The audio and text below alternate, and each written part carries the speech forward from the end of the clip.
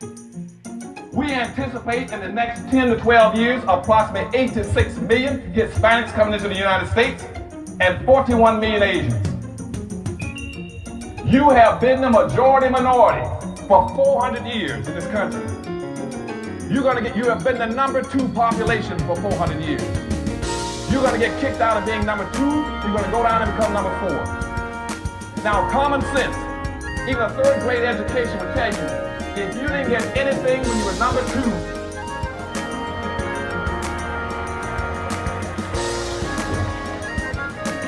you all jumped ahead of me, but anyway, you can guess what you're going to get when you become number 4. President Biden, do you support reparations? Well, I mean, since I haven't spoken on this, got a chance. Number one, the reason we're the country we are is because of immigration. We've been able to cherry pick the best from every single continent. The people who come here have determination, resilience. They are ready to stand up and work like the devil. We have 24 out of every 100 children in our school today is Hispanic. The idea that we are going to walk away and not provide every opportunity for them is not only stupid and immoral, but it's bad for America. They are the future of America. At the very same time that America refused to give the Negro any land, through an act of Congress, our government was giving away millions of acres of land in the West and the Midwest, which meant that it was willing to undergird its white peasants from Europe with an economic floor. But not only did they give the land, they built land-grant colleges with government money to teach them how to farm. Now, this is what we are faced with, and this is the reality. Now, when we come to Washington, in this campaign, we are coming to get our check. We are owed $104 trillion on the very low end, plus $735 billion recurring. This number does not include the cost of about 50 Black Wall Streets that were decimated, nor compound interest from 2017 when Sean D. Rochester's book, The Black Tax, was published, nor the cost of Black life, nor the cost of living increases, nor the war on drugs, nor the current day pandemic. The number I'm working with is for slavery, Jim Crow, and accrued ongoing systemic racism, oppression, and disadvantage in the country our ancestors built with their lives. Good afternoon on the West Coast. Good afternoon in the mountains. Good afternoon in the central. Good afternoon on the you know exactly what it is, Emily. Angela Novina, your hostess, is the hostess on the Reparations Perspective.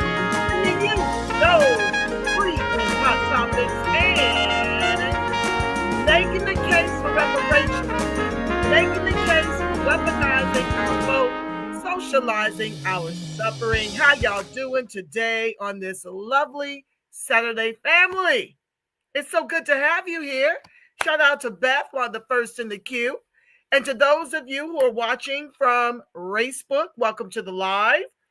For some reason, I can't seem to get on X, but I welcome each and every one of you to this live broadcast. It's going to be very informative, family. Very, very informative. I've got my illustrious guest, who I often refer to as the general in the contemporary reparations grassroots movement, Miss Ahsun Powell. Yes, round of applause before I bring her up. She is doing extraordinary things in the DMV, in particular Maryland, and she's here today to talk about the things we must do to become self-sustaining and self-sufficient in a Trump-era economy. We have an opportunity right now that is before us akin to our very, very first Reconstruction. So without further ado, let me bring her to the stage because she don't have time to tarry. She is in high demand, and I don't want to detain her longer than an hour. So I want to bring her up right now, and we're going to talk about some of the things fundamentally that were to our advantage during the first Reconstruction, and she's going to give you her blueprint in part, y'all, because we can't give everybody the secret sauce. There's going to be a way for you to get linked into the real blueprint, the one with details, post this broadcast. But you definitely want to get your pen and paper out for the nuts and bolts, okay? Without further ado, hi, The Rock. I'm going to bring the illustrious General Ahsun Powell of CAP, Capital Accountability Project, out of the DMV. Welcome, family. Welcome, welcome, welcome. I'm so excited to have you here. Wow, thank you very much for that introduction. I didn't know who you were talking about for a second there. But thank you very much. I appreciate it. It's, as always, it's a pleasure to be here. So well, it's a pleasure to have you. We are so excited for solutions. You know, that's one of the things I want to use the broadcast for. One of the things that got me really weary the first time I started broadcasting some years back, when we all came together as co-founders of the grassroots contemporary reparations movement, was the lamenting. I did not want to trauma bond over the issues any longer. I was so fed up, not feeling like we had real solutions. You know, you and me and Dawn from CBAC, we call ourselves the Island of Misfit Toys. We would get together often, and we would talk about, we have to do more beyond reparations, because we want to be amongst the living to actually be recipients of that very long goal. What are the short-term goals? And I am just thrilled to bring to you, shout out to Marlene, Trey Lincoln. You guys be sure to share this out. ScrewTube is still shadow banning me. Just a side note before I forget to mention, you guys have been blowing me up about my Demon Rat blame game and denial, being in denial, that ScrewTube erased that video. I found the video on Facebook, and I posted it in my community tab as well as on X. But anywho, back to my thought. We used to talk about often that there has to be something more immediate we can do to put the mask on ourselves. And you have shared with me some of the amazing things that you've done in Maryland to put the mask on the lineage that we need to be doing everywhere. I mean, it's time for us to take the bull by the horns, because now that we've quieted the Democrats, I'm trying to be professional. Now that we've quieted the Democrats, it is now time for us to really maximize these next 4 years, as if we're not going to get any more years. We want to really take off running. So would you please start and share with the audience what you did as a byproduct of those exchanges that I used to have with you and Dawn about these other things we need to be doing to make sure we're in position to receive the long-term goal of reparations? So I'm sorry. First, again, thank you. But okay. I actually lost you on my screen. I could hear you, but I couldn't see you. So I'm like, where exactly did you go? So yes, let's talk about Reconstruction 2.0 post Donald Trump's election, and what does that look like for us? Reconstruction 2.0 for me started long before Trump being elected. We started working here on not exactly pivoting away from reparations, because it still is a form of reparations, but we began to get more focus on infrastructure and community sustainability, and what that looked like and what that meant as it relates to reparations overall. Because I know a lot of people, at least people who are outside of our spaces of who we talk with, think that reparations is just a cash payout. And that's just not accurate, and it's cutting short the full repair that this community is due because of all of the harms that we've suffered as a result of living here as the emancipated ones from the 1863 Emancipation Proclamation and the 13th Amendment in 1865. So to say all that is to say, reparations for me is absolutely a cash payout, but infrastructure and community sustainability is what is going to yield me the opportunity of really helping our community now. And right now, we need tangibles. I don't know if the president-elect Trump is going to fulfill his promises or just his statements or not. But what I do know is if it does happen the way he's saying it's going to happen, we need to prepare ourselves. We need to be on go and ready. So what have we done here in the DMV space? My first step in my blueprint was to first go into all levels of our government and look into it. Basically, you can do this via the internet and websites.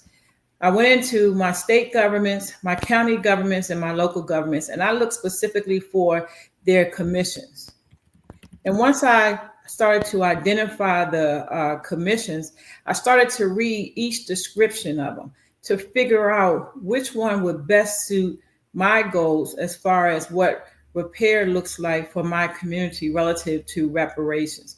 Because again, to me, reparations is not just a cash payout, but it's transformational legislation and policies that are going to issue protections overall for us and to allow us to seize control over resources as well as specific industries so that we can start streamlining our families into industry control options as well, like other ethnicities have done. So with that being said, after I read over all the commissions, then I started to ask myself, and I would figure out which ones would have the most direct impact on me within the next 60 to 90 to 6 months, right? When it comes to the days.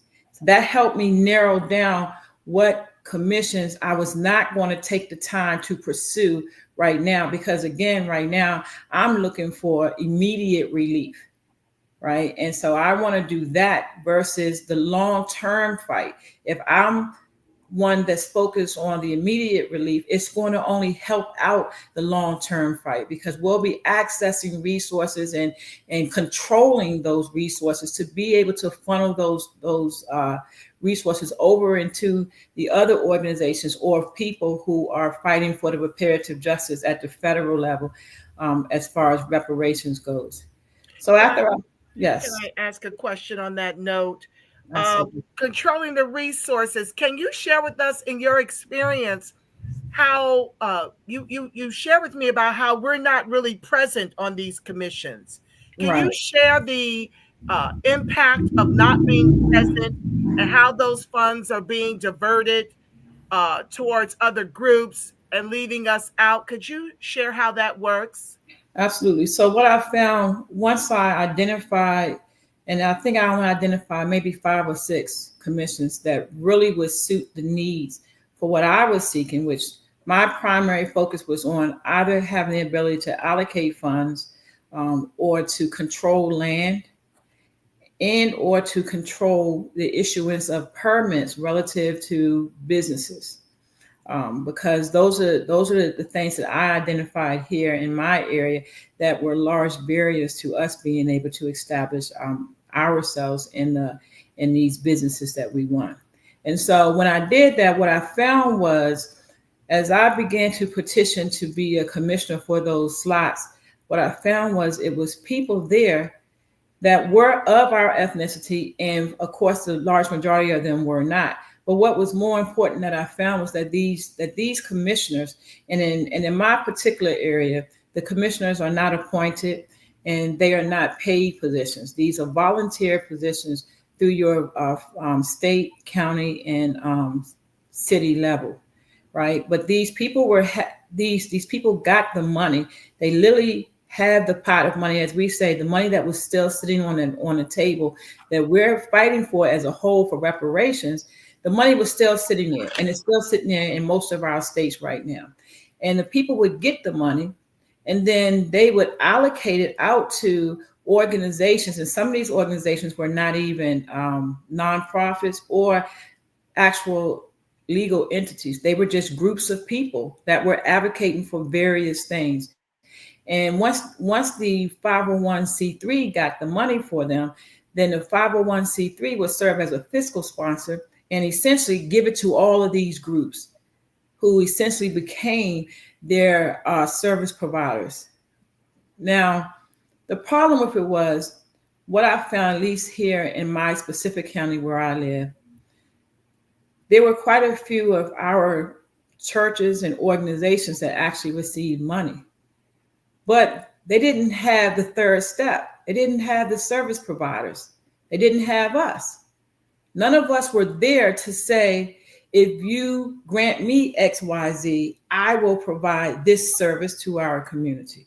And so what happened? Because they were not able to, quote unquote, spend the money was then taken back and it was repurposed.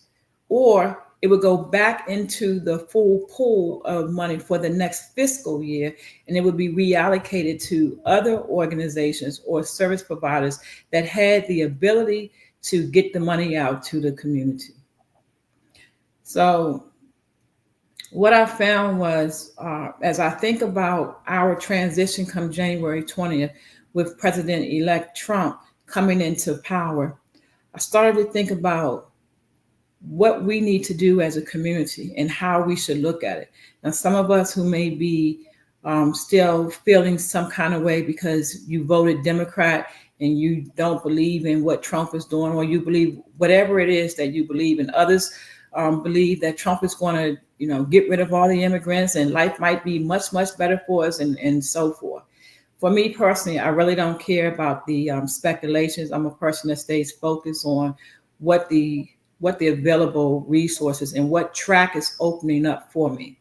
What I do see is that rather he sends back 1 million people or 100,000 people, if it has 10 people in my community that it impacts that gets removed, then that's 10 jobs that opens up for someone here.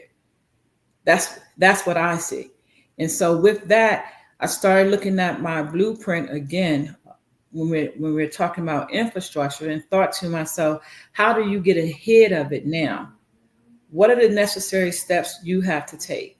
Well, some of those steps I had already taken, meaning I had secured my spot on a commission. The commission is called the Community Reinvestment and Repair Fund.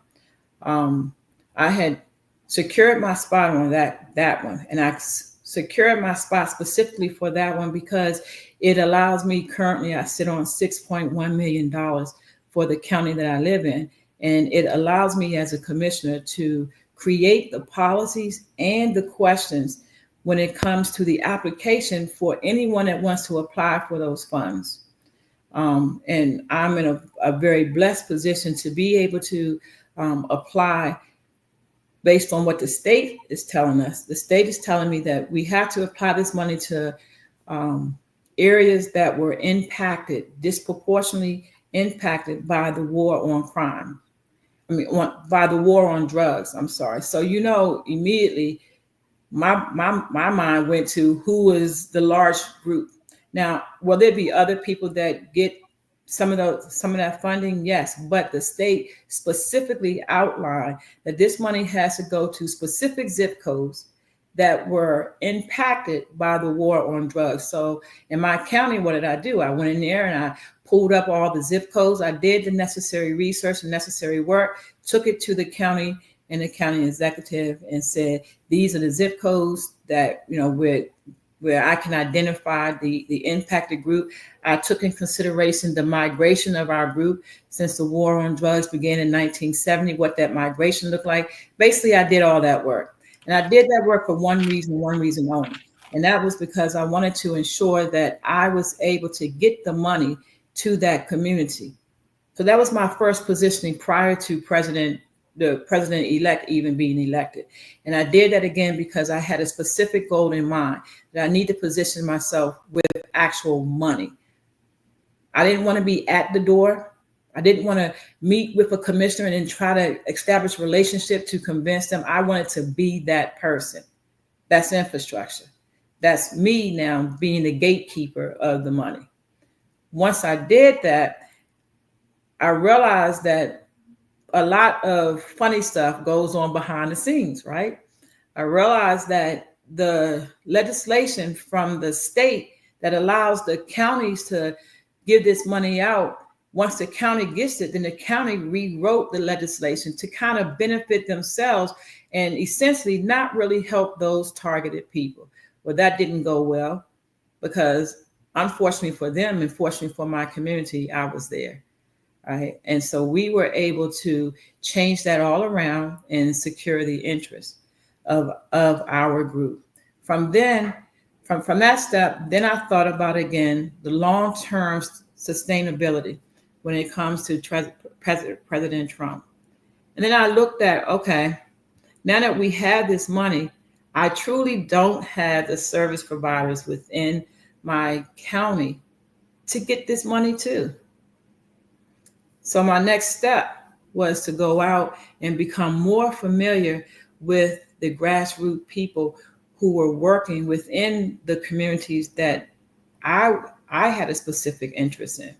And I argued on behalf of them with the other 13 commissioners that sit on this board as to how the money should be allocated and what we should be looking at. And the lack of outreach that the commissioners or that the commission itself did relative to reaching out to those groups. The commission seemed to be more interested in just giving money out to the regular 501c3s that always get the money. So what I did was go out, I visited churches, I talked to friends who knew friends who knew friends, and I generated my own list of new service providers that didn't know they were service providers. But the one thing that our community always knows is money. When we say I have money and I have control of that money, everyone wants to come to you. So in doing that, I was able to set up a private meeting with about 30 different grassroots organizers and inclusive in that word, people from various churches, reverends, deacons, just all over my county. And I brought them into a private meeting through CAP. And I told them about this money. And I told them what we needed. And I told them what the plan was, at least with what President-elect was saying and how it would impact our community and how we have now an opportunity to become the educators, to become the employment specialists relative to us positioning ourselves to educate and train our people to have a work-ready labor army, if you will, if what Trump is promising actually takes place. And if it's only 10 people that actually get removed from here, at least we're going to have those 10 people ready. In the interim, we would still be building each one of these services now to grow it out so that we can then hire our own people. And it's been phenomenal. It's just been phenomenal. I am truly in love with, and I really mean I am in love with my community and how they've rallied around it and how they are just holding you up. And I mean every level of our community. I don't mean just everyday folk who you have to teach, but I'm talking from our judges down to our landscapers, down to our trash collectors, down to our football coaches, our soccer coaches, all of our rec centers where I found a coach, they have now become a service provider or something. Even if it's just teaching people how to tie their shoes right, then you're a service provider in my eyes. Because we are allowed to give money out now, at least for this particular program, and you don't even have to be a legal entity. See, that's the beauty of you being present at that table, because I knew the barriers that our community faced as far as paying out the money to set up your business structure, even finding people, 3 people minimum that you can even work with for your so-called executive board. These things are challenges to us, but yet we're still doing the work out in the community at our own expense. Well, fortunately for at least here, Fortunately for our people here in this county, they don't have to worry about that. And then I set the minimum grant amount is $20,000. So if you're just someone who is collecting coats in our community for just the Christmas time, I can give you $20,000. You don't even have to be a C3. You don't have to be registered with the state, with the federal, with anything. All you have to do is document and show me proof that you've actually done that work, and you will be granted $20,000 that you do not have to pay back. And that's what infrastructure looks like. That's what building the blueprint post President Trump's election looks like. Now, if we can do that and we can flip that in not just this one county, because I think the state of Maryland has 30 counties, and each one of our counties have this same commission because it's by order of our governor. I was one who was pushing everyone I knew, if you were in a different county, to apply for that position. Unfortunately, it probably is not a surprise to know that I was the only one who actually applied out of all of our counties.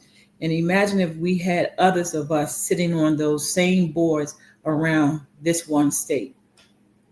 So what I'm encouraging people to do is to use that blueprint to first start at your government level, identify what commissions are available in your government, rather it's the state government, your county government, or even your city government. Your city government will have a different government structure if it's incorporated. If you're just a city like the city that I live in, it's not incorporated, so we fall under the county. But if you're a city that is incorporated, you will know that you're incorporated because you will typically have a mayor. You will typically have your own police department. You will typically have a quote unquote city council, not a county council, but you will have a city council in addition to having a county council. Whereas for me in the city that I live in, I only have a county council because it's not incorporated. All right. Also, if you're not sure if your city is incorporated, know that incorporated cities typically have their own tax because they maintain their own roads and things of that nature. Some of it is shared expense with the county and the state, but they do have their own separate tax, and that will signify to you that is a incorporated city. And if you live in one of those cities, then I would encourage you to start at your city level, because that's where we make most of our impact, is at our lower level, like in your city level. To those of us who don't have a incorporated city, and we look at the federal government versus our county level, right? You know how we say politics starts at your local level. That for you, if you're incorporated, that would be your incorporated city government. And then you go to the county, and then you go to the state. So once you do that, identify the commissions that are beneficial for what your goal and your objective is. You do not have to have degrees. You do not even have to have a high school diploma. You can just be a person that possesses a lot of passion, that wants to get on this commission. Submit your desire to get on it and get on it. Please don't be intimidated, thinking that you're not intelligent enough or I don't know enough. You will learn as you go. I'm promising you all, these dum-dums that sit on these commissions have nothing coming when it comes to one of us. We possess passion and fire and empathy towards our community. And that is what you need to step into leadership when it comes to these committees. These people may sound like they know something until you challenge them. And then they all just get quiet and just allow you to do what you want to do. That's what I've learned now. So please don't be intimidated thinking that I don't have what it takes. I will tell everyone, I am birthed from the same fight you all are birthed from. I come from the internet just like the rest of you. But I spent the time, I took the energy and the time to sharpen what I started in 2004, just became something totally different when 2019, 2018 hit. And the mass level of reading being around phenomenal people who could assist me in understanding and digesting got me to where I am today. As simply, at the end of the day, if you watch any of my commission meetings, you'll hear everyone else say, "Oh, I'm Dr. Such and Such, and I'm the director of blah blah blah blah." You know what I say when I introduce myself?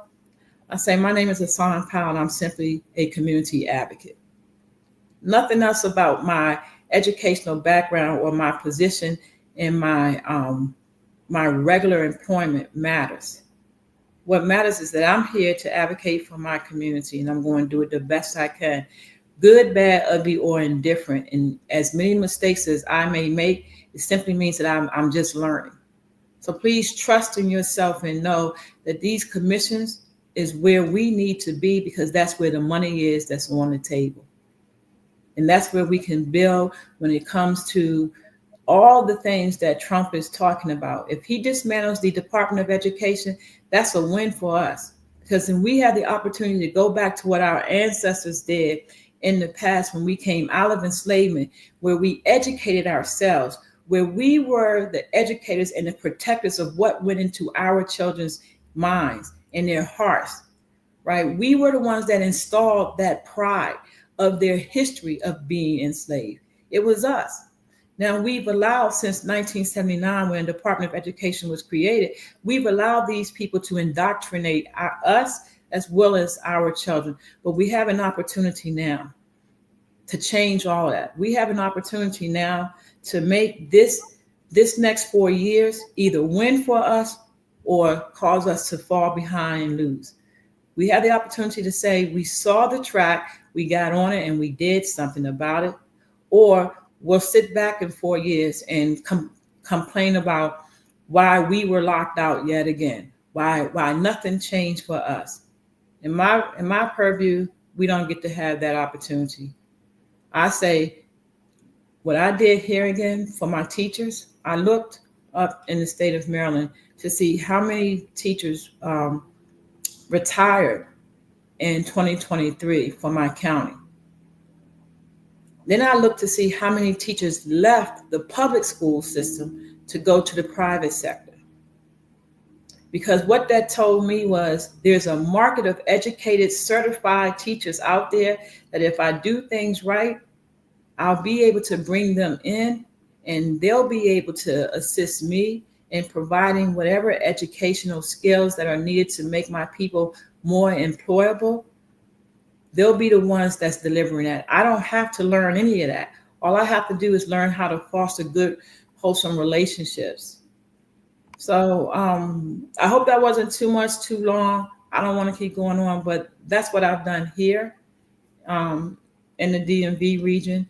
And I'm going to continue to do it. I'm just, like I said, I'm in love with how the service providers and just the whole community of grassroots organizers, rather it's from the churches down to, like I said, our coaches. They've just rallied around us and have lifted us up. And I mean, now we're all just one big, huge team. So I'm humbled by it. Really, I am.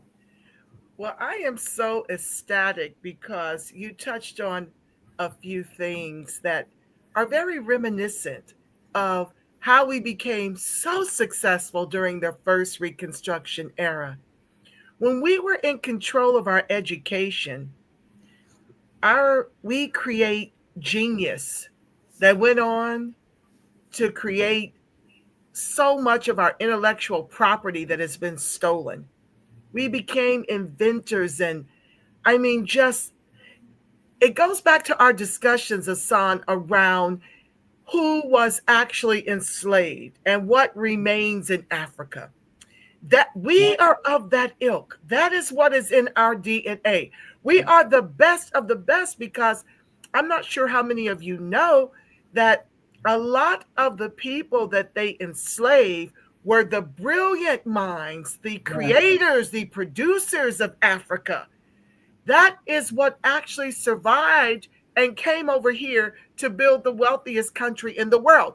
We are of that DNA, the best and the brightest of Africa. And so when folks bemoan and whine and cry and wail and gnash their teeth And I'm doing a whole nother episode with Watson speaking from X next Saturday because she has been one of my ride or dies on my protest voter strategy. And her square is education. And she's coming to us next Saturday to delve into the importance of allowing the Department of Education to burn in eternal hell because of how they've epically come in to fail our children, akin to what they did the first Reconstruction. They came through and burned our schools down because of the very thing that Ahsun just intimated. When we were in control of Black minds, we flourished. We were able to be homeowners. We were able to have a stake in this country. And the minute we put it into a public school education with white and Crayola teachers, now we have been set on the course of the preschool to prison pipeline. And so, in the same way folks wail and gnash their teeth about affirmative action going off to burn in eternal hell, in the same way they wail and gnash their teeth for DEI to burn in eternal hell, you must understand that it stopped benefiting you long, long, long ago when our government, specifically the Democrats and the Republicans, the rhinos, okay, these are the two groups that have come together to decide they're going to weaponize our never-ending Holocaust against us to lift up all these other groups and make them more American than you. While the education system is setting our children up to be free slave labor in the private prison industrial complex. So let it burn, baby, burn. Yes. And you will hear from Watson speaking next Saturday on why school of choice is the only way to go for us. I had school of choice here in my area of Long Beach. If it weren't for that, my daughter would have been kicked back to the schools where mostly Black and brown are being serviced, and the public school system is depriving and robbing them of the resources and putting those same public school dollars in the white neighborhoods. School of choice enabled me to put my daughter where the money was, where they were not starved of resources, in white communities that could afford private school education. But what they found is, I'm going to give my child a free public school education. I'm going to give them a private school education on public dollars that we're going to siphon from the Black and brown communities. Okay? And that's school of choice. It took me, I must have applied to about 12 of them, only got accepted into 2. And when it came time for my daughter to transition to junior or middle high school, like the 6th through 8th, these Mickey Fickies, when we applied for school of choice, they narrowed our choices down to 3. You see, when they had them going to kindergarten, you could ad nauseum apply for school of choice. But now it's getting serious. So we're going to educate you in the white cul-de-sacs where all the money is, right, family? And when the education is most pivotal, what did they do? They denied us rights to those same schools that we had access to at kindergarten, limited our choices. They knew that we were coming for the top 3 public schools where predominant whites were at, and white identifying POC that had money, and kicked all of the Black and brown kids back to the hood.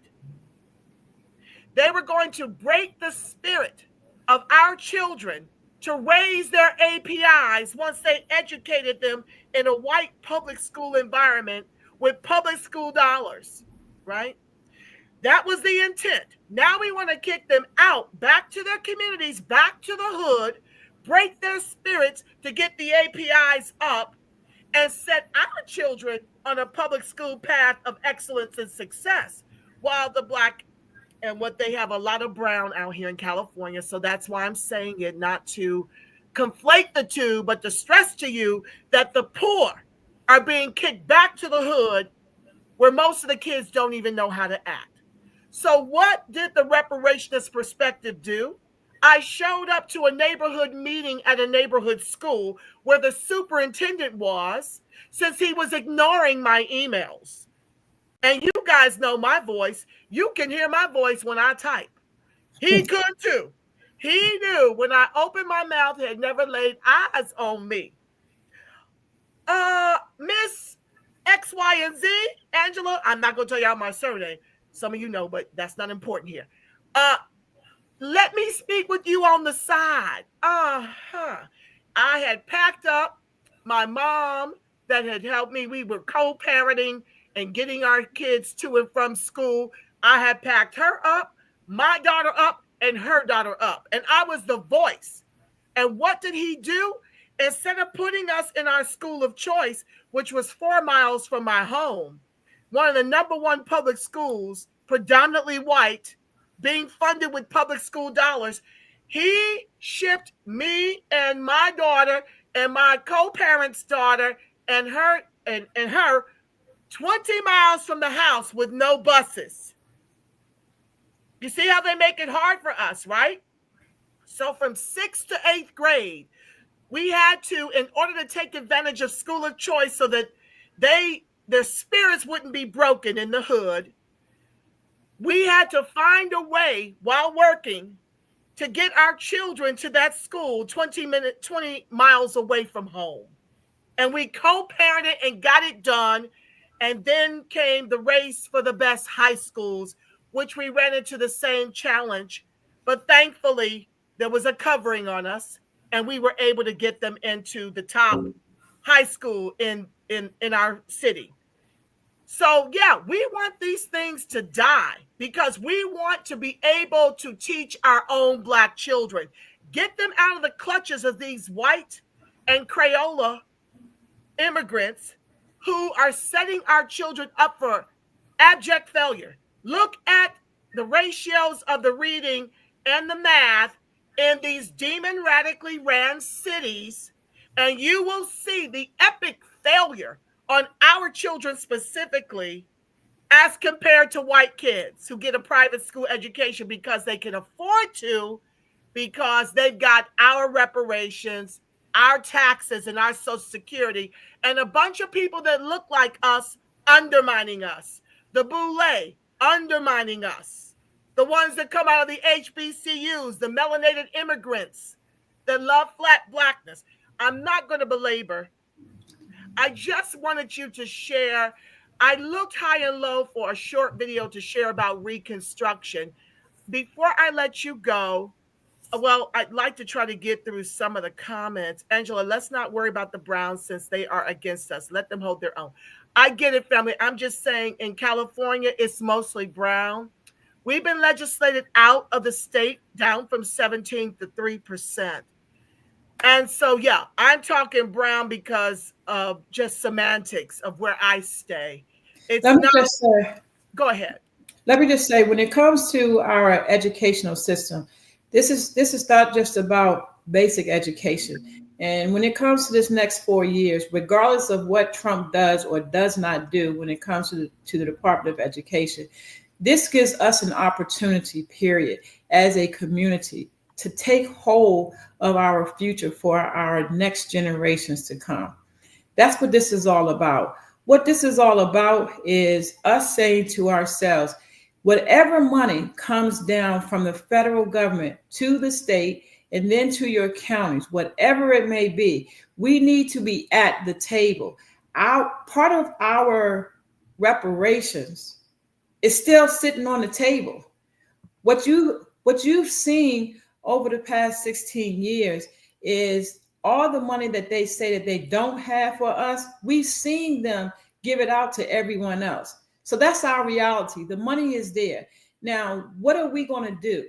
Are we going to continue to sit back and stay complacent to some degree when it comes to our education, when it comes to the job market, when it comes to just the labor work, right? All of these things matter.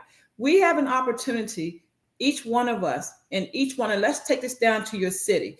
You have an opportunity, not in your county or your state, but in your specific city, to go and pull the information from your Department of Commerce, from your Department of Labor and Licensing. You can pull the information as to teachers, what the need is, where those teachers are. You can pull the information about what are the top 10 industries in my city.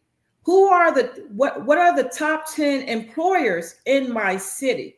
And you can then go out and you can look at who those people are. You can offer them to say to them, look, with this anticipated opening in the job market, I'm interested to find out what it is you're hiring for, and I'm interested in creating some type of a contractual agreement with you that you hire, that when you need people, you contact me, and I will have on ready your labor force to provide to you. See, our community does not get the notices when employers are seeking employees. By whatever the reason is, which we all know, we're the group that's always left out. You're supposed to be the answer to being left out now. You don't get to say anymore that we're too busy. We don't get to say that we're under-resourced. We don't get to say, I don't know how. The only thing you get to say is, I'm now ready to do it, and I'm going to do it. It takes a computer. It doesn't take you having a brick and mortar. It takes you having a computer. It takes you having a Zoom or a StreamYard or an X account, whatever you have to do to connect to your community so that you can host meetings such like this, or the meetings such like what I spoke about with CAP. That's what it takes. It doesn't take a brick and mortar. It takes, $14 a month to pay for a Zoom. So that means no more Diet Cokes or whatever it is that we spend our money on. It takes reaching out to those retired teachers. And believe it, teachers actually teach because they have a passion for our youth. Most teachers don't go into teaching expecting to make a lot of money, because everyone knows they don't make money. So these are the people that you want to reach out to so that we can now replace the public school system. And if you cannot replace the public school system because maybe for whatever the reasons are, there are too many barriers, then what I will encourage you to do is this. Here again in my county, I started a program called the Community Connection Center. And the Community Connection Center is set up and structured to bring forth enrichment programs for adults and children. Now, you would say to yourself, what exactly is an enrichment program? It's anything I deem necessary that my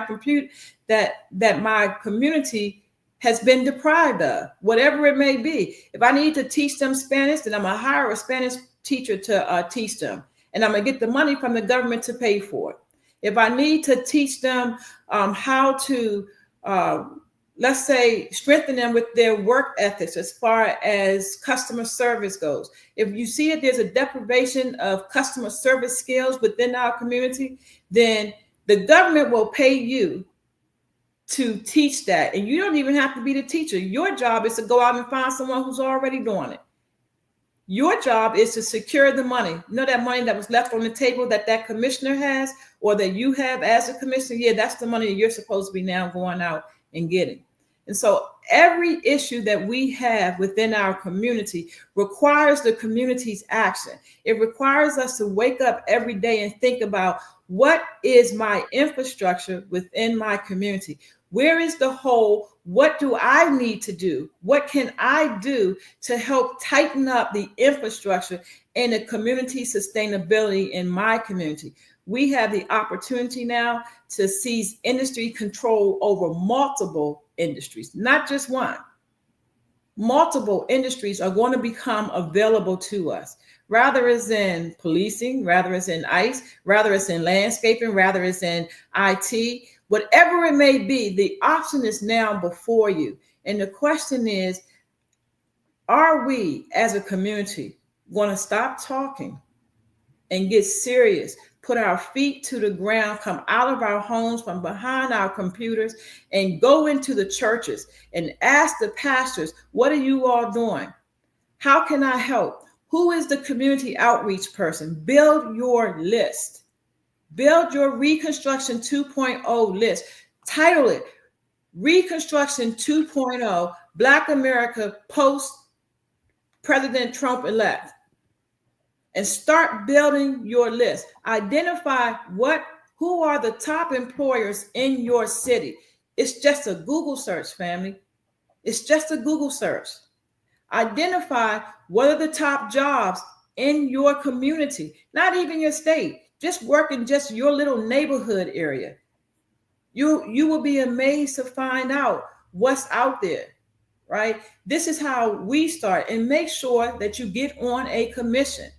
And if your commissions, most commissions run for 2 years or until someone drops off of it, okay?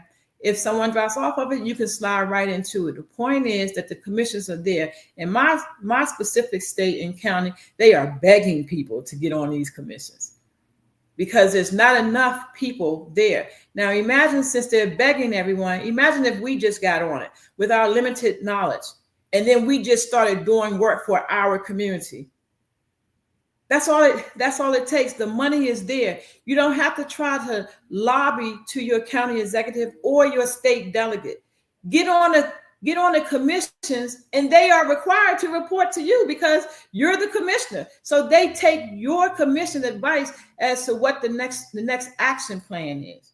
It's just amazing. It's like, oh my God, we've been talking about power. We've been talking about infrastructure. We've been talking about community sustainability. We've been talking about community development and workforce development. And it's been here all this time. Now, some of us were preoccupied in other things. First, we were looking at reparations as a whole with the federal government. Then we started all of our task force and everything else. And now we've evolved to another level. It's called infrastructure and community sustainability. It is very simple. The blueprint is there. It's available. And if anyone questions it, I can encourage you to come and I will send you a link from my county where you will see me as a commissioner tearing them down because I am there as an advocate for my people, not for anyone else. Right? So I'm not going to tell you anything that I have not done, that I cannot prove to you is being done. I welcome you to question me, make me show you the receipts. I have no problem in doing that because I know it's here. I know it works. And I'm begging the rest of my community. If you don't want to take this blueprint, take it, refine it, beat it up, make it stronger, and then send it back to me so that I can use it. I have no problem in accepting anything that's stronger and better. But this right now is working. It's a basic thing. I know there's much more educated people out here that can help us out with this. But in the meantime, we can get this work done now. Come January 20th, family, we should all be at least set a goal to have identified at minimum two service providers, one for jobs and one for job training. And when I say job training, I don't mean for a specific industry. I mean for basic skills like customer service skills, life skills, work ethics, things that our community has not really developed and grown on because we've been so stifled in our communities when it comes to resources. So we kind of live the way we work, or rather we work the way we live. We think everyone is our homie, everyone can be talked to a certain way, and these things have to change. We must rise to Black American excellence again, as our ancestors did. We don't get to give any excuses as to why we are not leveling up now. The time is now, the era is now. Reconstruction 2.0 is here. You have leaders within your community right here that were groomed from you that's saying, let's get on this same blueprint and let's make this happen across our nation while we continue our fight for reparations at the federal level. That's all I had to say. Thank you. Thank you. To get involved with Reconstruction 2.0, email, and I hope I got this right, info@captaskforce.com. .org. Okay, hold on. Let me take that down. info@captaskforce.org and enter Reconstruction 2.0 in the subject line for more information. And you have promised that you're going to send me how you've been getting it done as a commissioner. You're going to send me a link of you advocating for our community so that I can stream it here for my audience nationwide to see, for them to model. That's what we have to do. A lot of us, as you already know, are very new to this, and we just want the how-to, many of us, how to get it done. And to see you in action would be a great blueprint for how to get it done in our communities. I want to thank you so very much. We're at 1:54. I promise to get you out within the hour. I want to thank you immensely for being here. Yes, yes, yes. They're sending all kinds of love. Thank you, Yaira.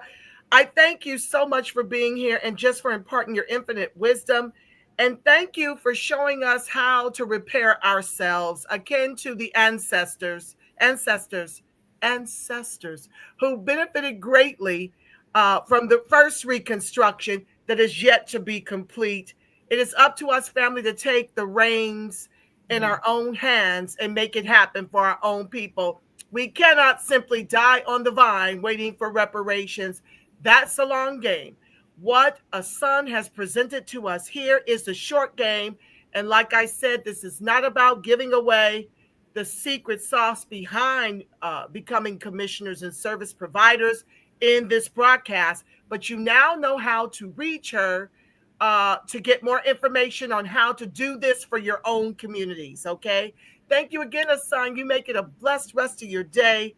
And I thank you so very, very much, audience. I'll be back next week with Watson speaking on the burning down of the Department of Education and why that's a good thing for us. And intermittently with other broadcasts, I'm coming to you with a series on derailing Trump derangement syndrome. That's going to be a fire series about dispelling all these rumors from the Democrats and the mainstream media about the alleged white reparations, JFK being over health, all this kind of stuff. I'll be back to you as soon as I'm able and can create a window with more from the reparationist perspective and how I see it. You guys make sure. Hold on. Let me make sure. I think I saw you put INFOR for info. It's INFO, info at captaskforce.org. INFO at CAP taskforce.org.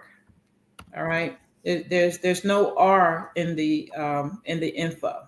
My apologies. I didn't have my glasses on. No problem. I'll let that particular caption take us out on the outro. And I'm just grateful to you, sis. Thank you. Thank you very much. And we'll see you again soon. We'll have her back, family. This was very successful. You guys help make it go viral. I am being shadow banned. If you'd like to bless the channel, Cash App, $TRP TV. Oh, thank you, Mr. Flag, Demetrius Flag, and Rasan Sorrells. I thank you so very, very much for your generous gifts to the reparationist perspective and your hearty welcome back. I appreciate all of you more than I have the words to echo and to convey. Make it a blessed rest of your Saturday and work week. I'll see you soon. Thank you, Ahsun. Thank you. Thank you. You hold on, Ahsun. I'm going to end the stream, but I'm going to talk to you real quick. Thank you, guys. Let me get the outro ready here.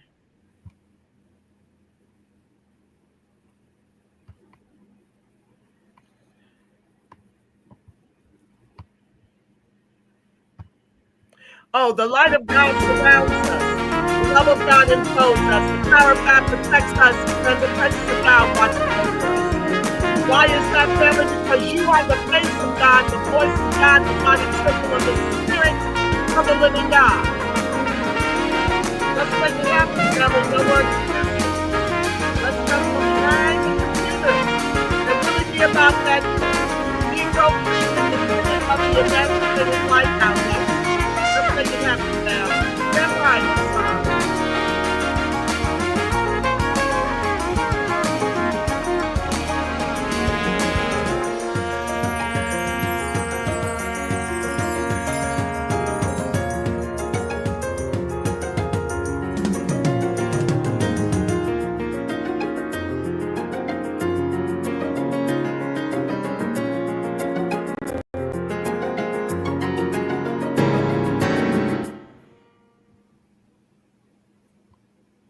Hold on a sign.